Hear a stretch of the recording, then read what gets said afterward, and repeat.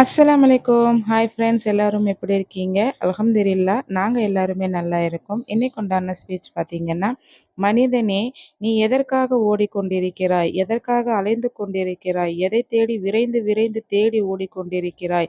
கொஞ்சம் கொஞ்சம் நின்று சிந்தித்துப் பார். அல்லாஹு தாலா உனக்கு வேண்டியதை முன்பே உன்னுடைய தலையெழுத்தில் எழுதிவிட்டான்.